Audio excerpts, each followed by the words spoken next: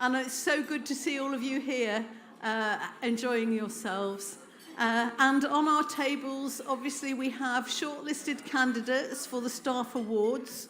All of you have been nominated by colleagues, and I think we had over 700 nominations this year, so that's pretty phenomenal. Yeah, I know. So some of you are here with your friends and family, but we also have partner organisations here. We have some of our sponsors who have sponsored awards.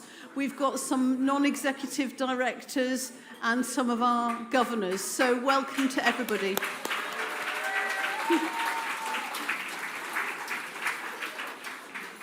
So just to run through the form for what's going to happen next, we are going to read out the names of the shortlisted candidates for each category. But in recognition of the time, we're not going to ask everybody to come up on the stage, just the person that wins the award. However, if you are a shortlisted candidate, you have beaten off fierce competition. As I said, there were 700, and I think that a group of us who read through the nominations, I have to say, it was very, very inspiring to read what people had said about their colleagues. So people who weren't even shortlisted, I had, enormous amount of great feeling and great feedback about the work that people do and how they go above and beyond every day. So thank you to everybody. Yeah, thank you.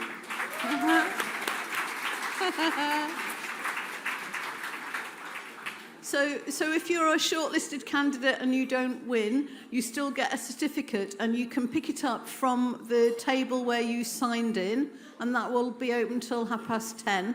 If you forget, or you haven't got time, or you're too busy having fun, then we'll send it to you in the post. Sponsors, if you've sponsored an award, please come up and join us on the stage for the presentation of the award. But if you don't want to, that's also fine.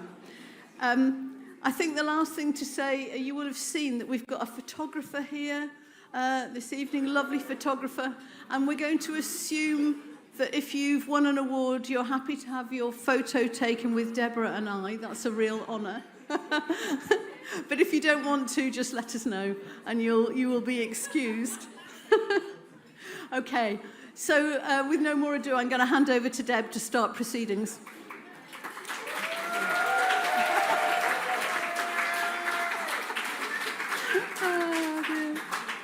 The two Deborahs, how do you...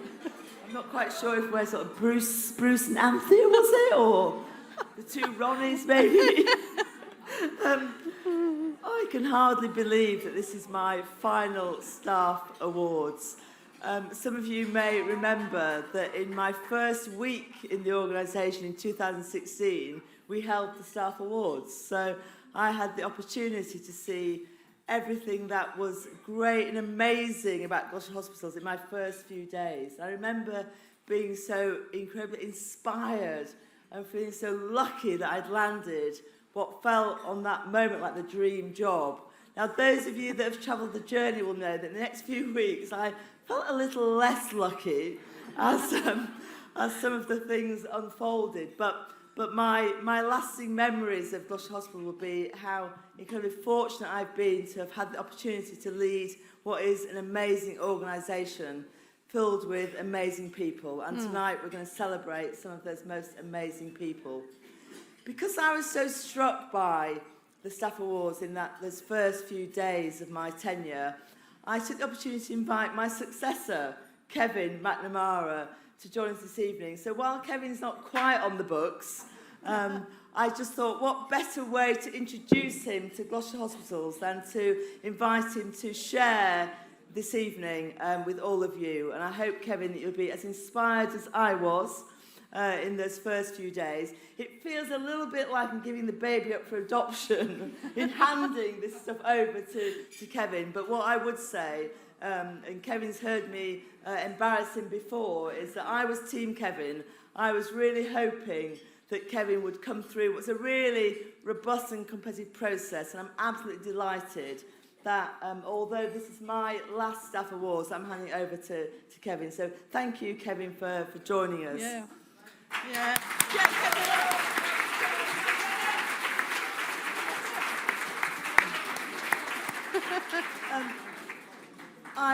I'm continually battling with this scenario of how do I celebrate all that is good and great about our organisation whilst recognising how tough and challenging it is.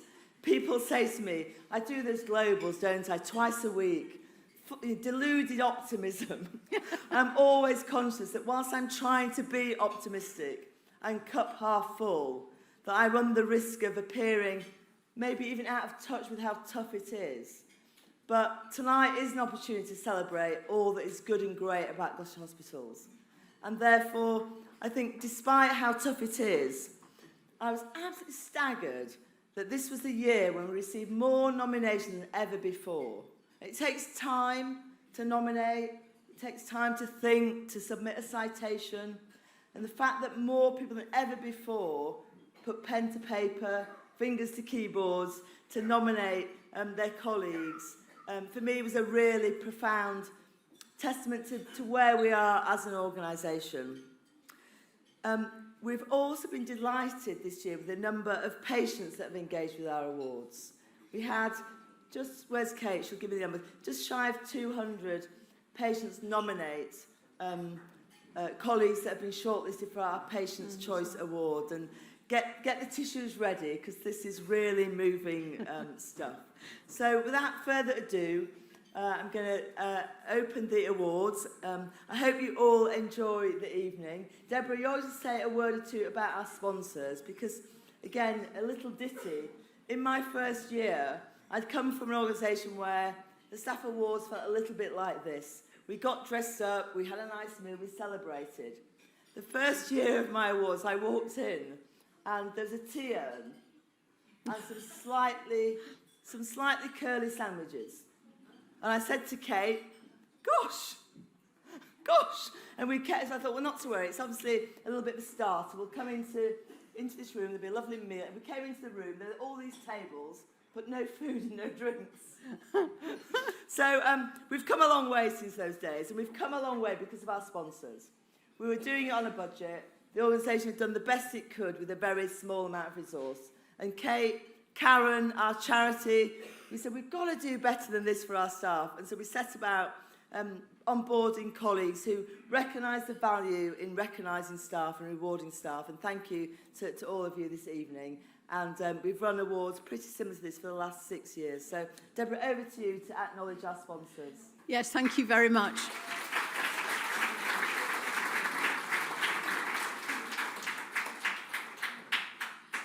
This is where my eyesight starts to betray me.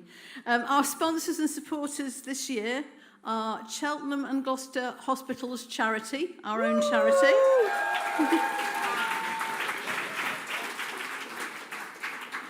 ID Medical, who recruit our international nurses for us, so we really need them.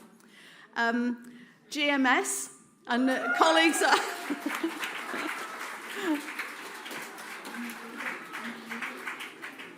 Kia, who seem to be rebuilding Cheltenham General Hospital.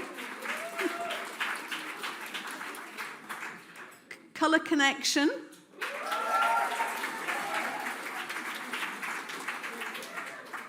Health Innovation West of England.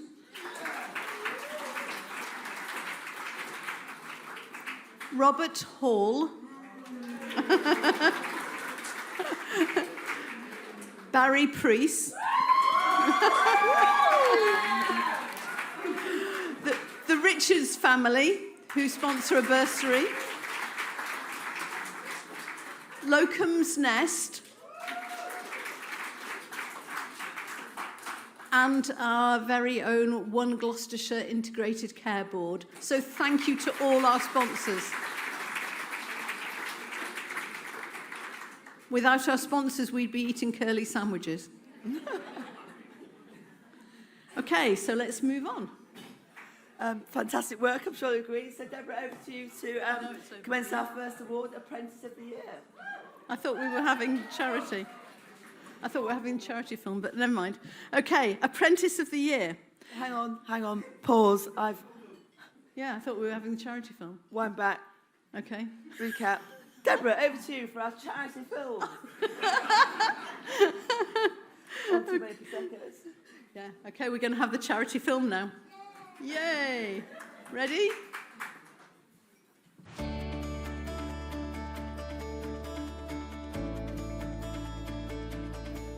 Cheltenham and Gloucester Hospitals charity is here to make an impact for local patients and the amazing NHS staff who treat them. One of the key areas of our work is funding new technology which can make an impact for patients, whether that's smaller items such as vein finders which help teams to find the veins during medical treatment, or CT scanners. We've raised £3 million now with over 40,000 people benefiting each year. It's just really exciting. It's really hard to keep up with all the new technology. So to have the charity fund such a big project where, as a trust, we get to stay ahead is really quite exciting.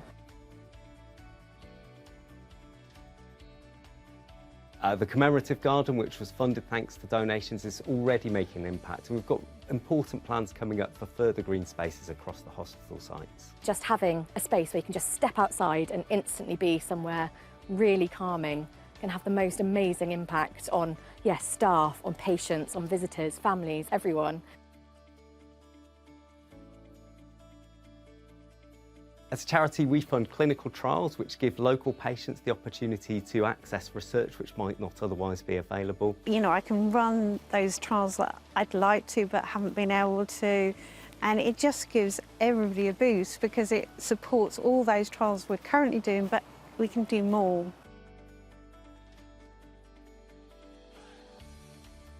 One of the key pillars of our work is improving wellbeing, whether that's directly in the hospitals or out in the local community. I engage with local community groups from diverse ethnic minorities. When you look at the fact that we have 98 spoken languages within 1 mile of Gloucester city centre, that's a huge amount of community groups and cultures that I need to go out and speak to.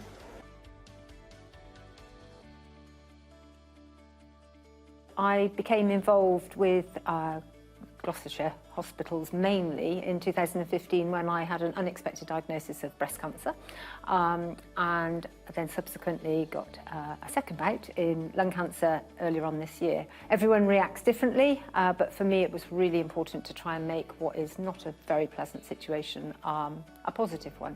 And so I set myself challenges and set myself the goal to sort of do some fundraising for those people that had helped me.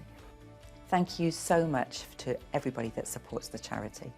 We are so incredibly grateful to you, and you know, it's just a pleasure to work with you all. Every member of staff that has been involved in my care has been amazing, and how do you ever say thank you for saving your life not once but twice? The charity raised 600,000, which is just amazing, just fantastic. And it's nice to see the trust and the charity all working together to really improve the spaces outside the hospital. And it just gives everybody a boost because it supports all those trials we're currently doing, but we can do more. It gives me so much satisfaction when somebody comes to me seeking support and I'm able to support them.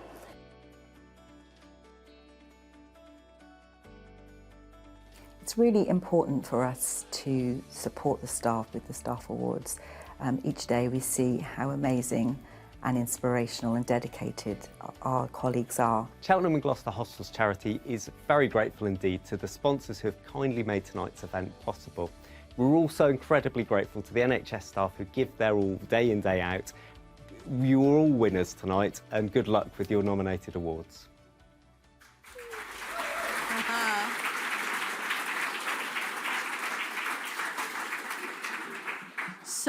So the first of our awards is Apprentice of the Year. Yeah. And of course, apprentices, we have more and more apprentices around the trust. And one of the things that I was very impressed with when I joined was how active we'd been in recruiting and supporting apprentices. And when we had NHS 75 back in the summer, it was really good because we were planting trees and we had a range of apprentices from across the trust who were doing the tree planting with us. So fantastic. So apprentices can make a real difference, and not only to delivering service, but also they're starting out on new career pathways. So that's really encouraging. So could a representative from Colour Connection join us on the stage? Would you like to come up? You can come stand by me. Stand by me, because I'm reading out the names. Hi. Okay. So I'm going to read out the shortlisted candidates. So the first person is Hayley Gorrett.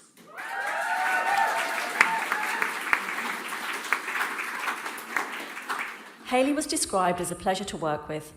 Nominations highlighted her commitment towards the apprenticeship programme and said that she always works hard in everything she does, taking every challenge in her stride. Hayley was also described as an outstanding role model to junior apprentices. Great. Okay, and the next person, Oliver Pennells.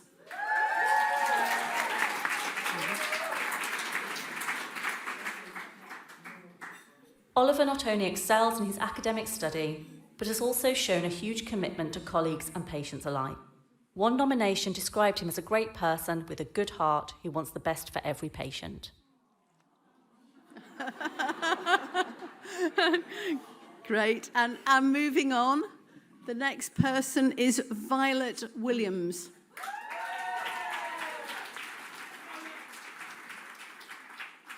Violet was described as hitting the ground running in her first job out of school. She's not only willing to help anyone at any time, but is also described as a bundle of joy, whose incredible work ethic will make her a force to be reckoned with in the NHS of the future. Are you ready? Are you ready, everybody? Yeah, thank you. Thank you. And the award goes to Oliver Pennells.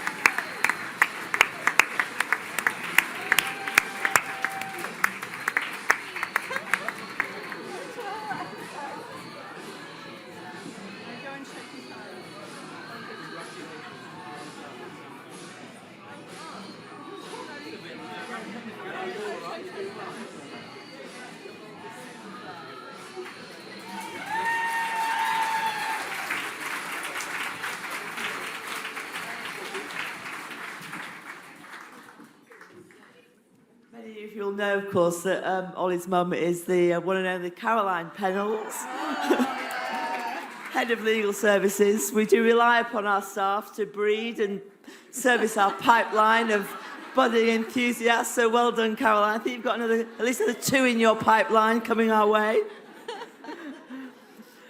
The next award is for Outstanding Non-Clinical Leader. And the contribution of non-clinical leaders can sometimes be overlooked in an organisation that feels that it's all about clinicians. But we know that without these leaders, we wouldn't be the organisation that we are. These leaders nurture talent, they create a positive and inspiring environment and put delivering excellent service at the heart of what they do. Barry Priest, would you like to join me on the stage?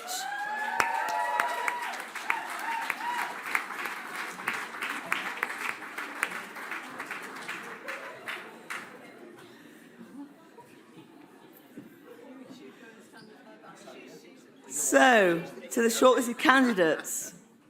Our first nominee is Beverly Jones.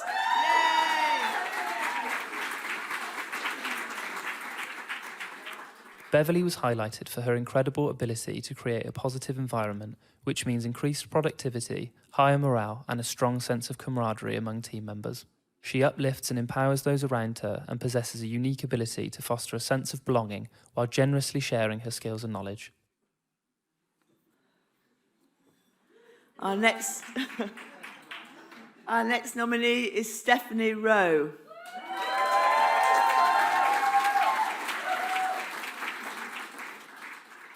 Stephanie is a kind and compassionate leader who always has time for her team. No matter how busy she is, she always prioritises others and does her best to support all of her team members to reach their best potential. Steph has transformed the medical photography department into a flourishing team that is winning national awards and recognition.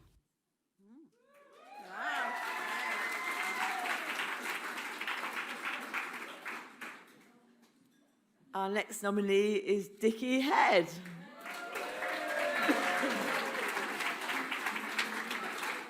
Dickie has led the Trust through several rounds of industrial action, where his clear expectations and no-nonsense approach have achieved the respect of everyone involved.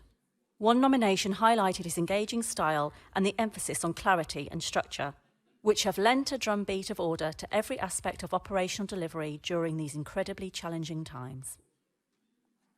Our final nominee is Karen Wheeldon.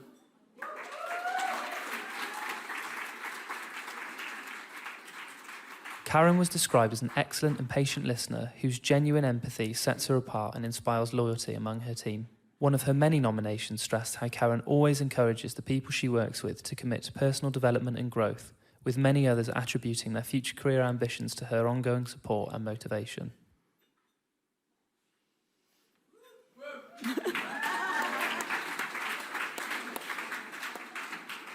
And the winner is, with his no-nonsense approach, Dickie Head.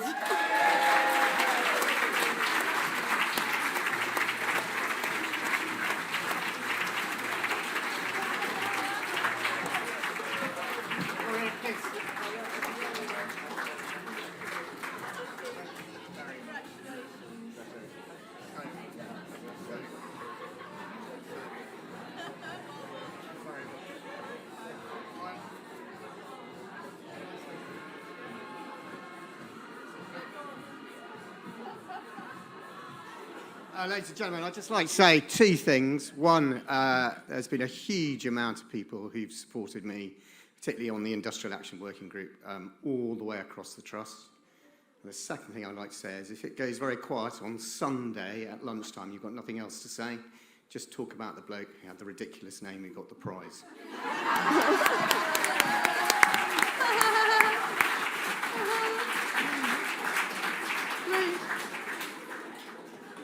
Okay, the next award is for Volunteer of the Year.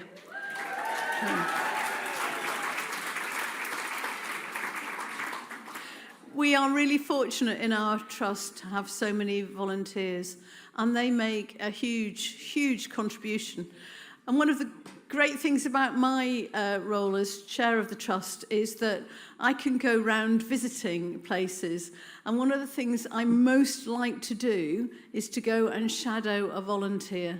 And whether it's in Cheltenham, whether it's in Gloucester, whether it's a ward, whether it's another role, I learn so much, and I am in awe of these people who give their time week in, week out, year in, year out, in order to support teams and to support our patients. I think they are amazing.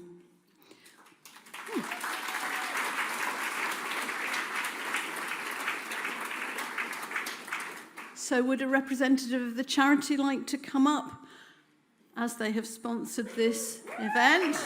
Yeah, hi Richard. And the nominees are Ros Smith,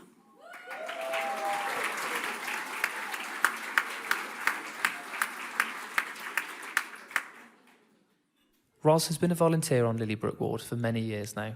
Quietly spoken and composed, her nomination said that Ros pays great attention to detail in every task she undertakes, with ward staff expressing that they really value her time, empathy and compassion. Great.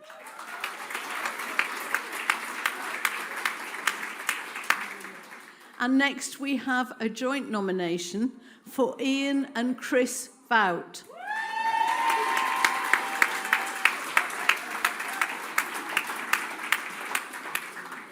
Husband and wife duo, Ian and Chris, come in most weeks to keep on top of the Orchard Centre garden at GRH. Chris used to work at GRH and wanted to give something back after retirement. They are always warm, happy and welcoming and have great ideas on how to improve the spaces for staff and patients alike. Nice.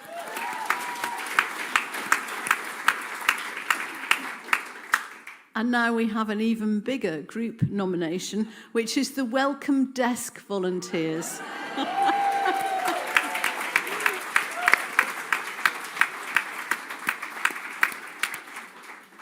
These volunteers are the backbone of the voluntary service. Every day, they are the primary face of our hospitals, often the first point of contact for patients and visitors, with a welcoming smile, reassuring words and helpful actions.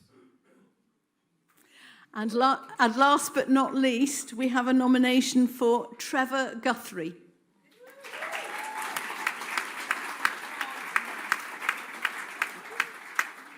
Trevor has been volunteering within legal services and medical photography for several years. Although he has his own health concerns, Trevor still makes an effort to come in almost every day and works tirelessly scanning medical records, sorting through old medical photography documentation and folding letters.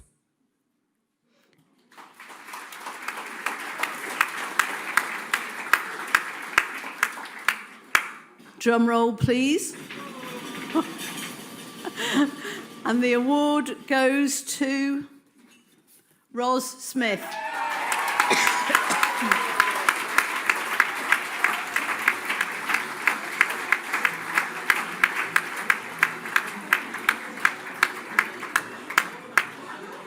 So, I know. I can't say it until the music goes down. Have a photo.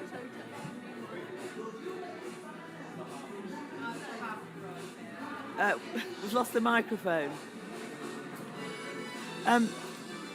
We've lost the microphone, so I'm just going to shout. Unfortunately, Ros Smith is unwell, but isn't able to join us this evening. But Emma Price, who coordinates our volunteers, has agreed to accept the award on her behalf. So thank you very much.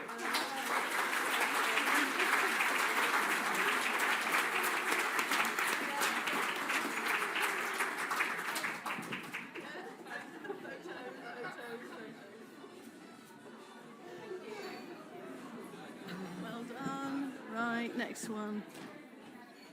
Next, we have the Support Services Ambassador.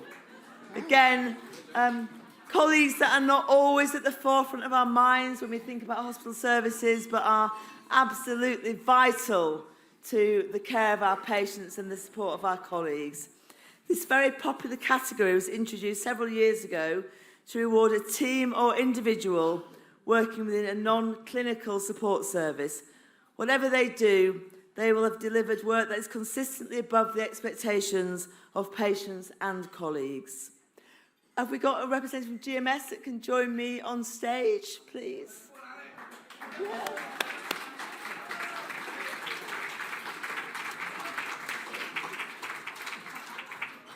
Join me. Welcome, nice to see you. Good to see you. And back again. Our first nomination is Emma Price.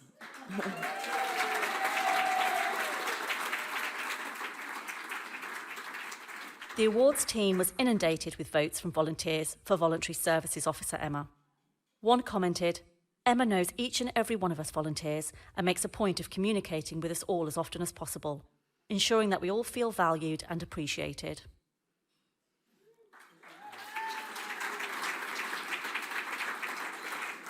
Our next nominee is Jessica Jones.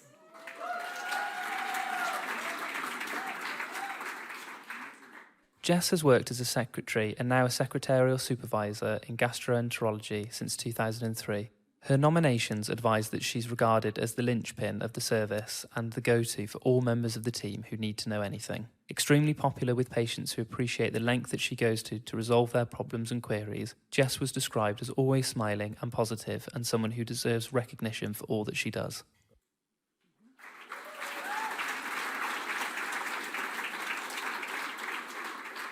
And next is Jenny Jones.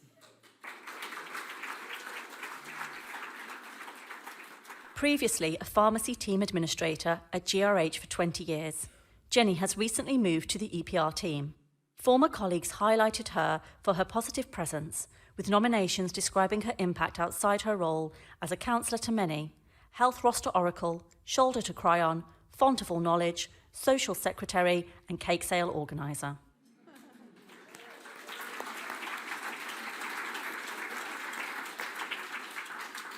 And last but not least, the GMS catering team.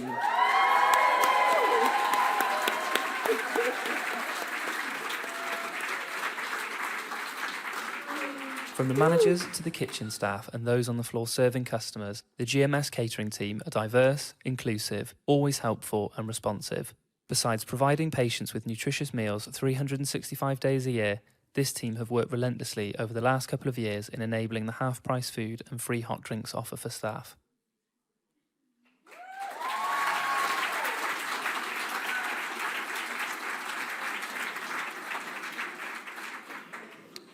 And I am especially delighted to announce the winners are the GMS catering team.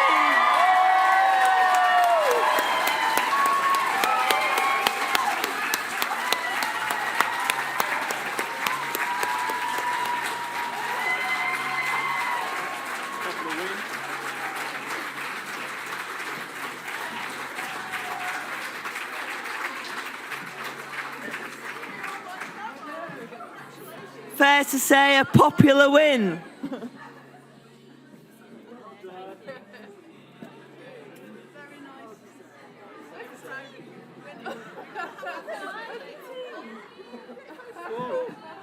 Come on, team. Don't be shy. Don't be shy.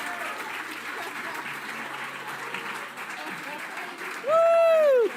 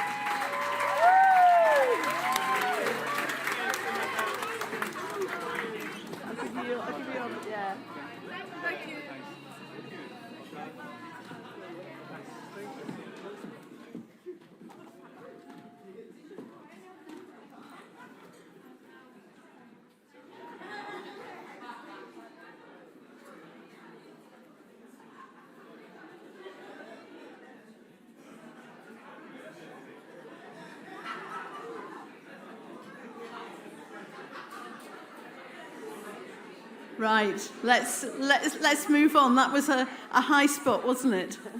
I'm going to talk about the Gloucestershire Safety, Quality and Improvement Academy. And we're going to celebrate people who have become gold coaches. So many of you will know all about the Academy, and it is one of the jewels in our crown as a trust. Quality improvement, as you know, is about making a real difference directly or indirectly to patient care.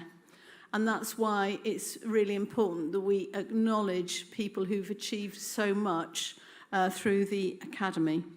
So the Gold Level Quality Improvement Coach Programme is designed to develop a network of staff across the Trust with quality improvement skills and experience, and the ability to support and coach others so that they can also undertake quality improvement projects and make a real difference. The Patient Safety Associate Programme is a 6-month bespoke course that allows staff to develop practical skills, knowledge and experience across the wide spectrum of patient safety and human factors. So I'm going to ask these individuals to come to the stage to collect their certificates once I've read all the names out. So be patient. So first, our gold coaches, the following people have completed a series of modules to enable them to build and apply the quality improvement, coaching and leadership skills necessary to become a gold QI coach. Wow. So we have Catherine Davis, Rebecca Musto, Zara Strinati, and Natasha Davey. So, you can come up.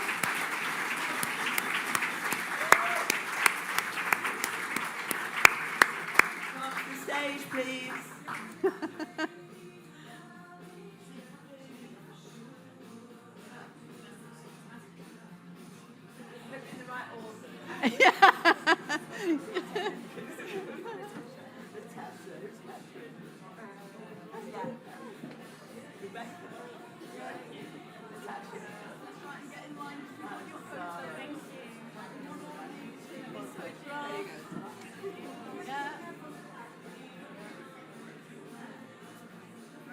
Well done, everything.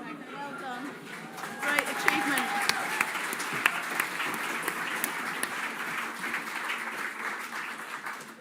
And second, our 6th cohort of patient safety associates to complete the programme are, this is my eyesight again, Matt Nelms, Margaret Collins, Helena Rose Fletcher, and Anna Bond. So please come up and collect your certificates.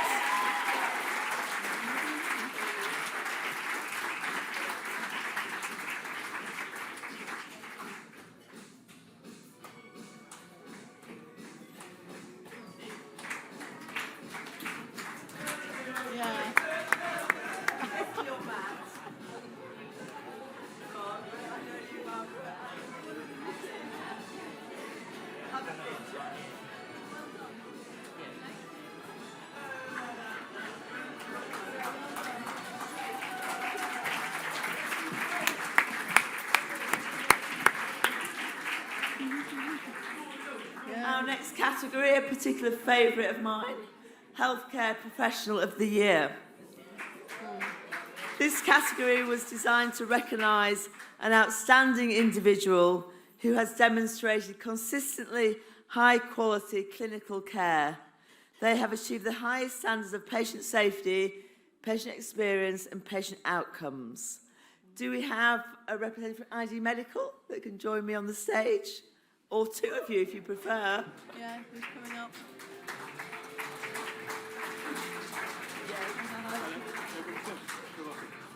Our first nominee is Anna Umali.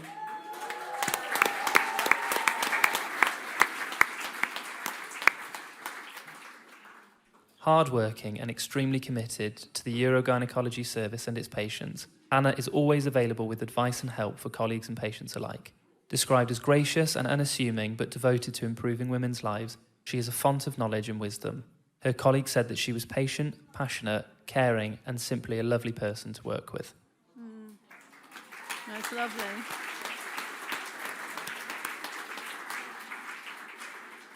Next we have Graham Rowe.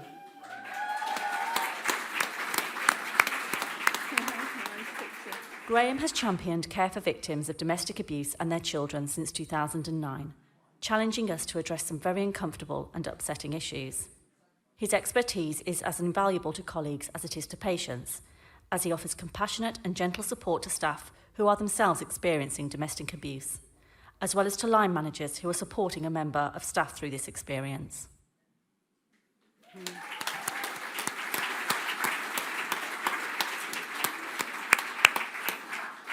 And finally, Helen Alexander.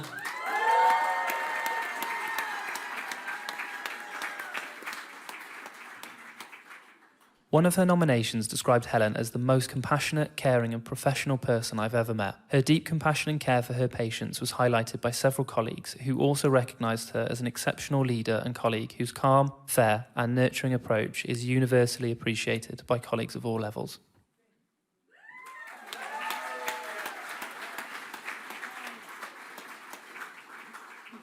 This is one of those awards where I'm really hoping there are 3 names on this card. However, there is only one. And the winner is Anna Umali.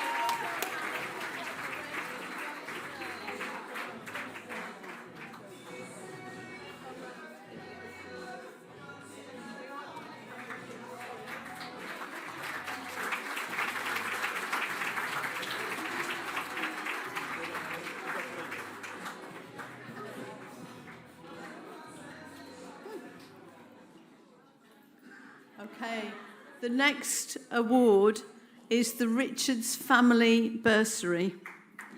Yeah.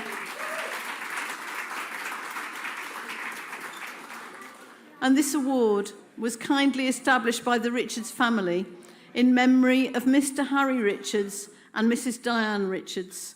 And it supports nursing training and assists staff with their nursing studies, particularly where they wouldn't otherwise have had that opportunity. So I wonder if representatives of the Richards family would like to come and join us on stage.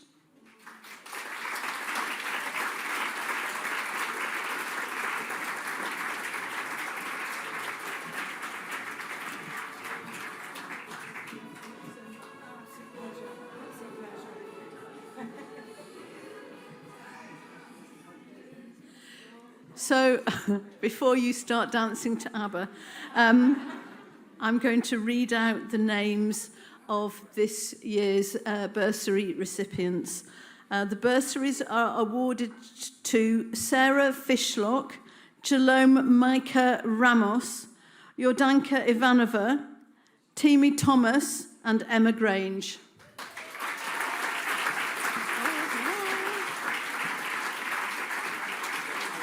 Oh.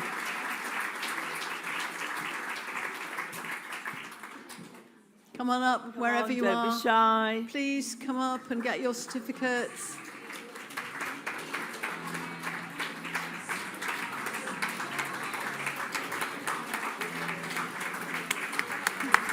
Come on.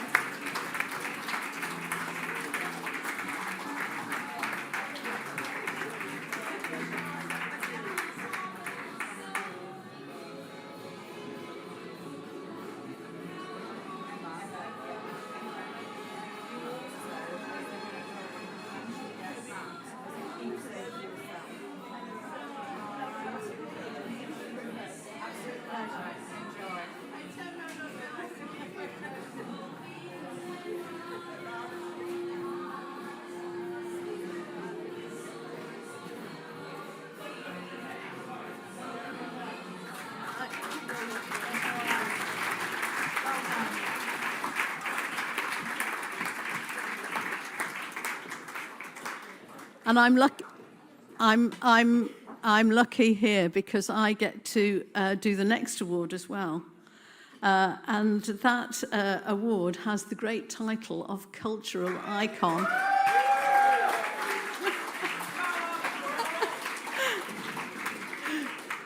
Who wouldn't want to be a cultural icon, eh?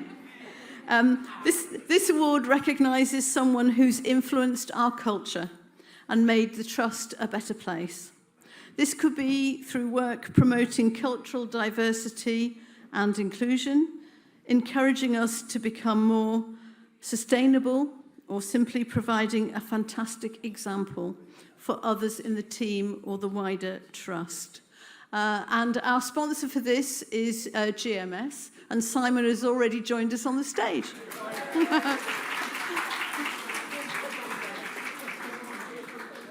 He knows the form. So the first nominee is Paul Clark.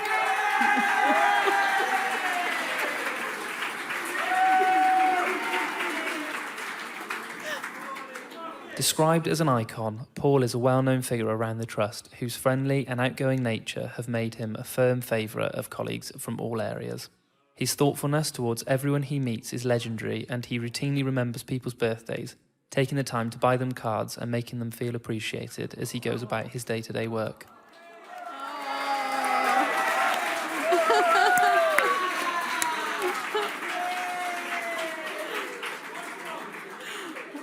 Thank you, thank you. And the second nominee is Amanda Selassie.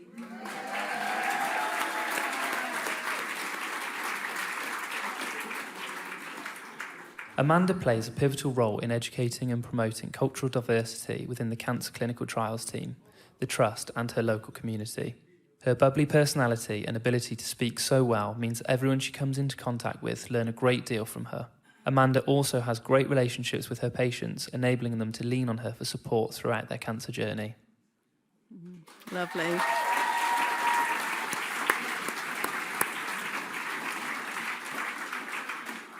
And the next nominees are the Acute Medical Unit, AMU.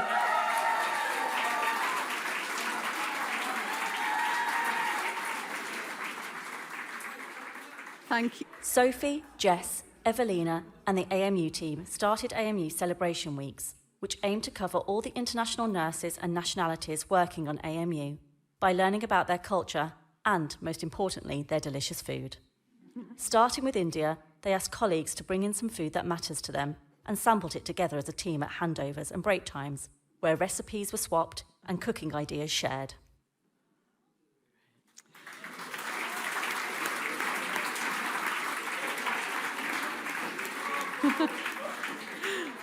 I think we all want to be invited to join them, don't we? Okay, and our last nominee is Juaria Matala.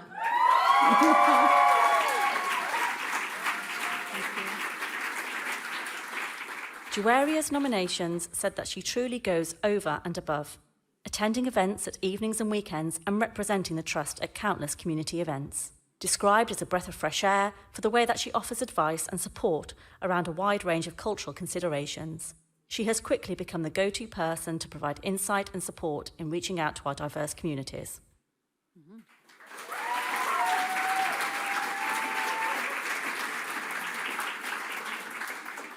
Drum roll, please.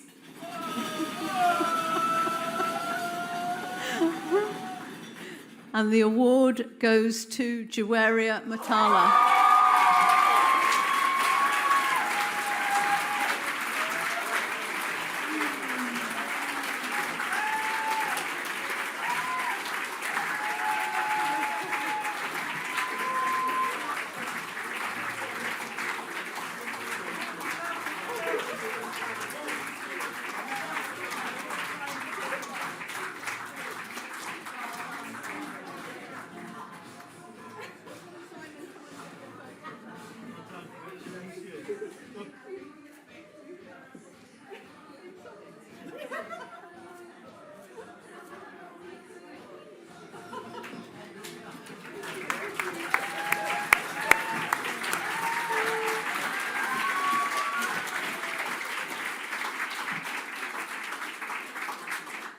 It never fails to amaze me how people are touched by these awards. Shwaria, very, very close to tears there, but a really well-deserved winner. On to what for many of us is the highlight of the evening and our final award. This is the Patient's Choice Award. This award is more popular with patients every year and is now established as a firm favourite for patients who want to express their thanks, a vote of thanks for our staff, and we're truly fortunate to have so many colleagues that were nominated. I think, Kate, do we have 170 nominations this year from patients? And the shortlisted candidates were chosen from a very, very strong field. It was incredibly difficult for us to decide who to make this award to. And congratulations go to each and every one of them for the outstanding care that they have provided and the difference that they have made to people's lives through the care that they've given. So our nominees are a very large maternity team.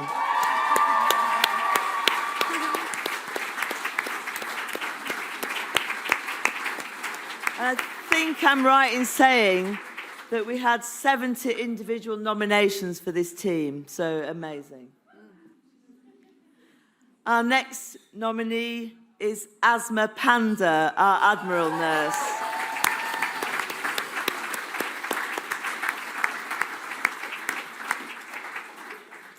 And finally, and definitely not least, the Frailty Ward team.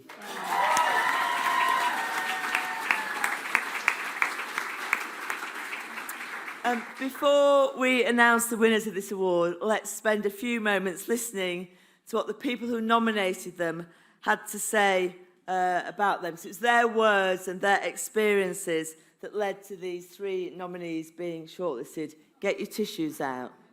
Get your tissues out.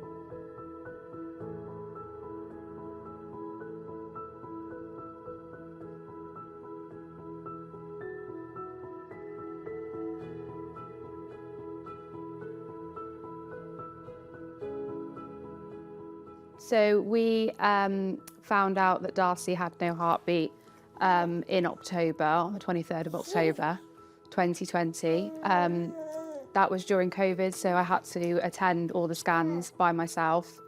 And my husband was actually at work. He was an hour away. And the sonographer actually said, is there anyone that can come and join you to support you? So I mentioned Kate's name, just threw it out there, not thinking that she'd actually turn up. And she arrived outside the door. I heard her voice and I felt like everything was going to be okay. I heard her, she walked in, she wrapped her arms around me and she sat with me, she cried with me, she held me while we waited for my husband Dan to arrive. Last year, we got pregnant with our rainbow baby, Arthur. I remember texting Kate, I was terrified of what was ahead of me. I was so scared. And she saw me every week. She listened to heartbeats whenever I needed it. She reassured me that everything was going to be okay.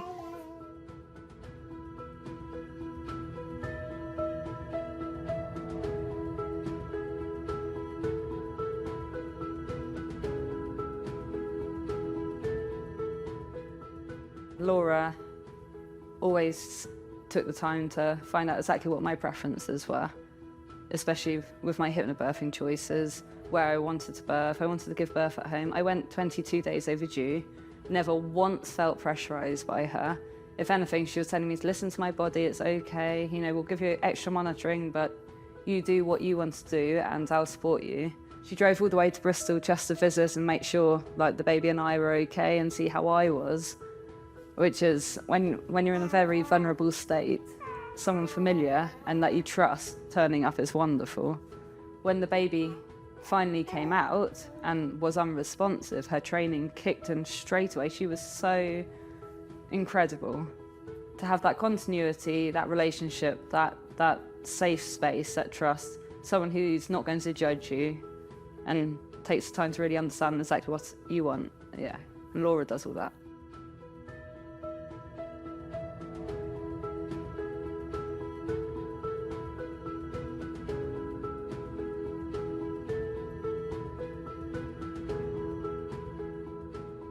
So I was running on adrenaline and it got to probably, I think, day 3, day 4, and I missed another treatment and Arwen left me a note and then she came to see me and I was like, oh my God, she's going to come tell me off. And I was in a really, really bad mood because you got hormonal, like, whirlwind going on, and I was on my own because Kyle had gone to wash all of our clothes. And she sat me down, she said, what are you doing? And I said, well, I'm going down to breastfeed. And she said, yeah, but you're not well, you keep missing your treatments. And I was like, yeah, but I need to go down. And she said, but how are you meant to look after yourself and the baby at the same time? You need to concentrate on you, and then you can look after your baby. If someone doesn't stop you and say, it's okay, and it's okay to feel how you're feeling, and just reassure you, you just feel terrible. And people forget that mothers have been through something massive. And I think she reminded me that I'd been through something massive. It wasn't just that my daughter was poorly, I was poorly.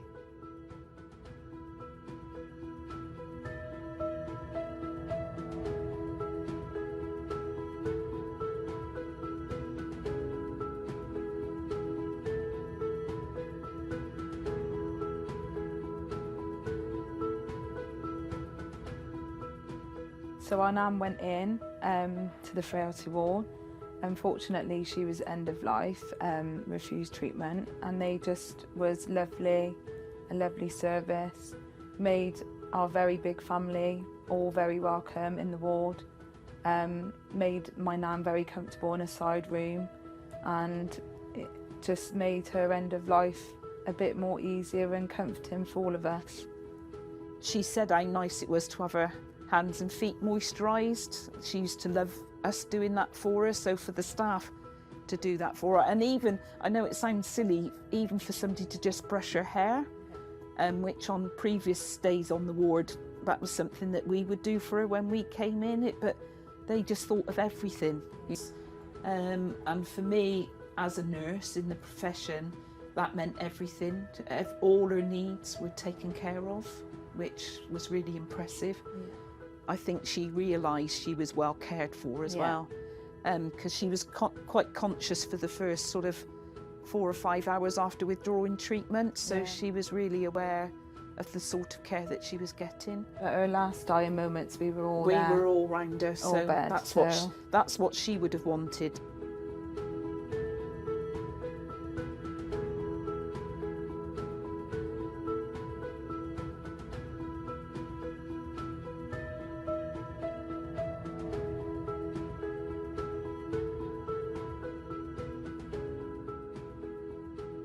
I was quite close to my dad, and you kind of, well, I did expect your parents to go on forever, I suppose.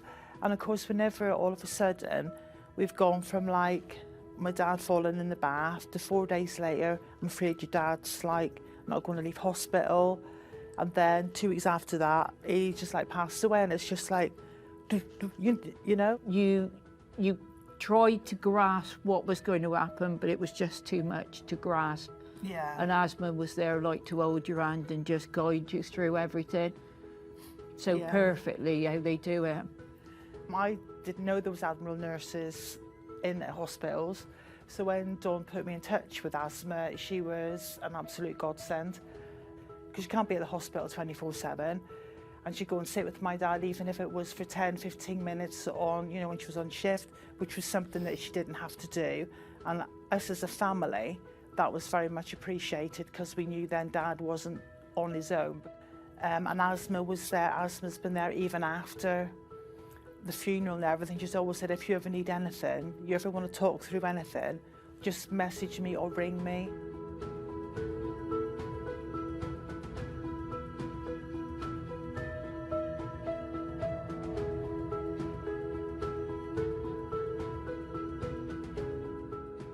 One of the organisations who I was dealing with, and they'd said, well, you realise there's a specialist nurse who works at Gloucester Hospital, who I'm sure would be only too happy to visit Jerry if you can contact her.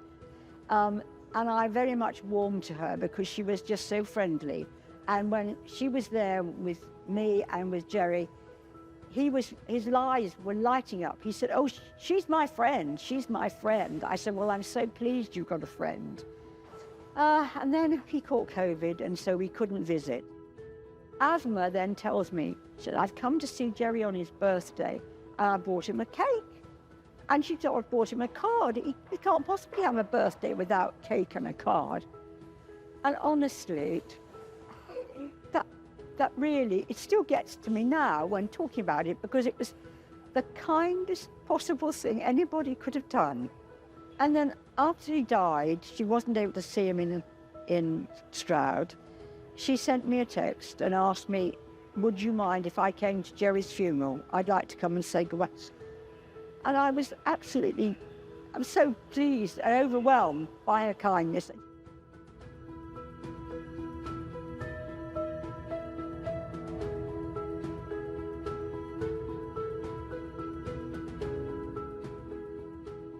She's dropped off flowers, she's supported Darcy with her birthdays. Made our very big family all very welcome in the ward. I think it's really hard to tell a new mum to focus on herself, and she managed to do that. I'm so truly grateful to her for doing what she did. She didn't worry me or stress me, she just saved my baby's life. Just made her end of life a bit more easier and comforting for all of us. And when you feel like you don't know what the right thing to do is and you feel a bit lost, you need someone to just take the reins of it and be powerful for you. She was amazing. I just can't say enough about her. She was amazing for us as a family. She was made to be a midwife. She's one in a million. She's just so lovely.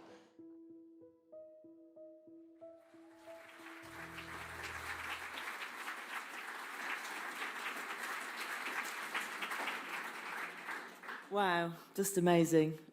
Congratulations to all of you. As you might imagine, I've seen that film a couple of times, but even watching it again this evening, I feel, incredibly emotional. But there has to be just one overall winner, and tonight's winner is Asma Panda.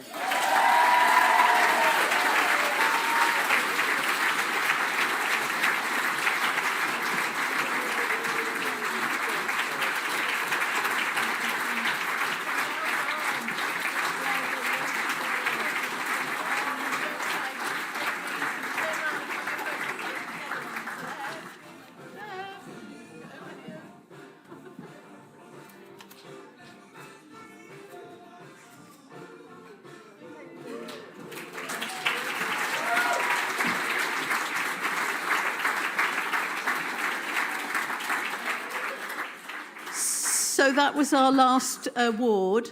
And so we're going to bring the formal proceedings to a close now.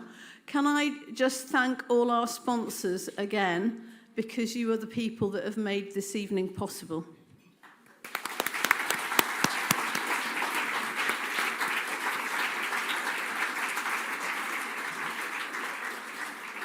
And just to remind all the shortlisted candidates that you can get your certificates from the table before you go out, and also to everybody, whether you're a friend or a supporter or a colleague who was shortlisted, our photographer Anna is there and she's longing to take more photos. So please go up and ask her to take photos of you and your group. And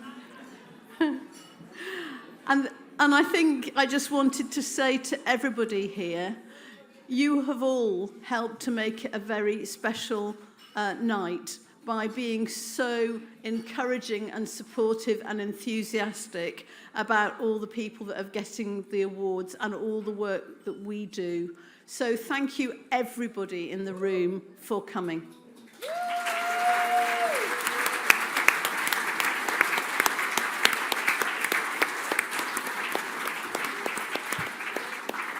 And it says here that although it's a school night, you can stay for drinks and dancing if you want. So I hope you have a great evening.